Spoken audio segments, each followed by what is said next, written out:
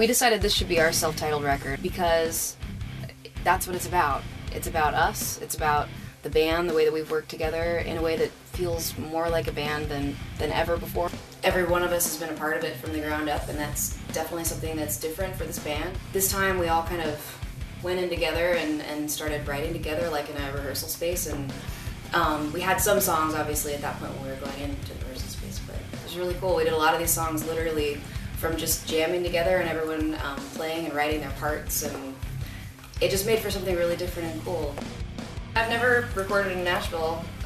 It's only ever been New York or LA. It feels like my old life in a lot of ways. It feels like going to band practice at the garage and like getting together with the guys. There's nothing pretentious about being here at all, which is really cool. I feel like I'm making a record with my best buddy in high school in our garage. I mean, that's how. Except cool it sounds awesome. Right. It's like you work together and then you're like, oh, that was really fun. And then you come in the next day and hear it after it's all comped together and you're like, I'm just going to show you the studio and kind of where we work and what we do every day.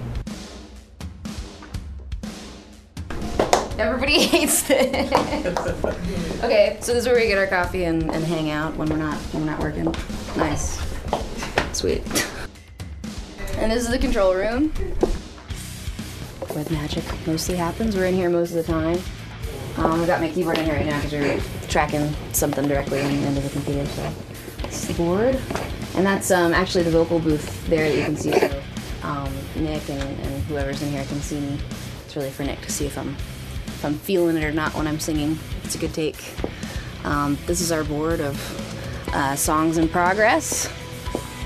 There's a lot of working titles still, but you know, just kind of mark off what you've done so you know where you're at on each thing. Let's see. Super reverby room. Woo! And this is the live room where it's kind of always in chaos. We did the drums right here. There was another piano here too where I did most of the pianos. But I still use this piano to come in here and warm up my voice every day. So this is the vocal booth. So I guess that's basically everything. That's our whole private lair of studio, and that's it. So I'm gonna get back to work now. See you guys later.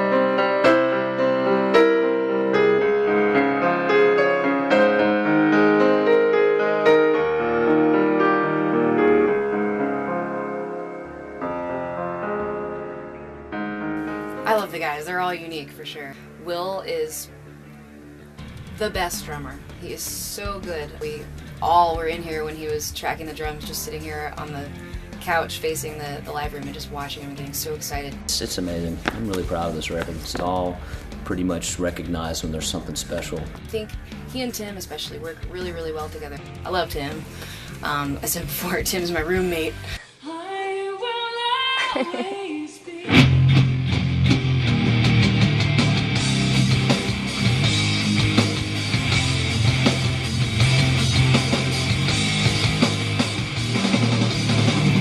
Now that we're down here, been down here for months, we're, you know, in apartments. They're next door to each other, and Tim and I are on one side and the other guys are on the other side. So Tim and I are real close. I think he's wonderful. He's a very good bass player. Very, very good. We're all pretty much clowns when we're together.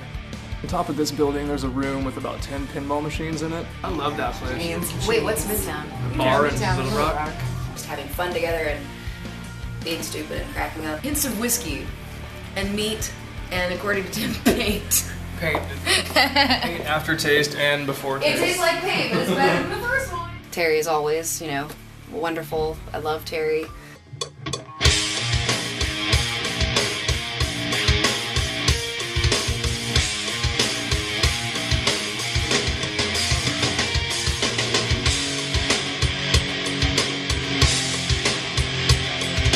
We have an older special bond.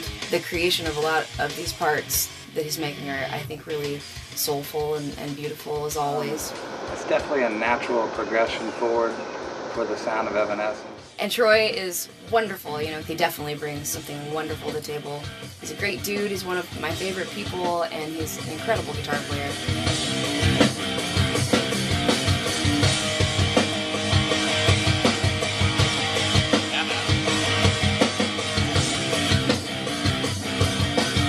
What can you say about Amy? She is an amazing musician, very knowledgeable about the intricacies of theory and all this stuff, which I know absolutely nothing about.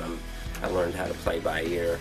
She impresses me with her hunger to learn new things. She learned how to play harp on this time in between the two albums, which I think is really cool.